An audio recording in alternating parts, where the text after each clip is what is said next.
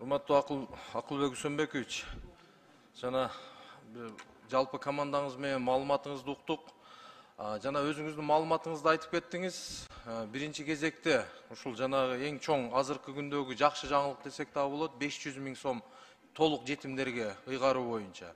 Буну эми ким ойлогон болсо дагы, эми ошону ишке ашырган сиздерге дагы чоң ыраазычылык.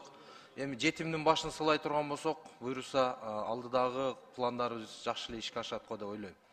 Ошого утурлай эле ушул кыскача айтып койсоңуз, кандай мисалы бир үй бүлөдө 5 жетим боло турган болсо, ар бирине берилеби, качантан башталат, кандай кагаздарды даярдаш керек? Азыр ошонун үстүндө иштеп атабыз, бирок жалпысынан тоголок жетимдер да. Бүгүнкү күнү биринчи этапта тоголок жетимдер болуп атат.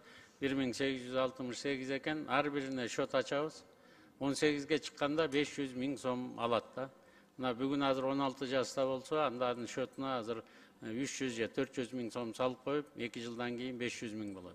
Быйыл 500 миңге ала турган бир 3-4 бар экен, 18ге чыкса, быйыл биз счетуна сразу ушу 500 миңден салабыз. Жалпысынан 270 миллион сомду азыр Айыл банкка тапшырма бергенбиз. Ар бирине счет ачып, ушу 18 жашка толгондо ошо бала өзү ала тургандай кылып атабыз. Бир гана суранып атабыз, ушу үй сатып алганга же болбосо билим алууга гана жумшайлат да. Бөлөк эч жакка бул акчаны жылдыра албайт. Анан көчө күнү улуттук университетке барсам, ал жерден да проблеманы көтөрүп калышты. 18ден кийин окуган студенттердин саны бар экен, Кыргызстан боюнча 3000ге дейт. Урматтуу президентке да сунуш киргизебиз, алардын стипендиясында биз өзүбүздүн мойнубузга алсакпы деген оюбуз бар да. Рахмат.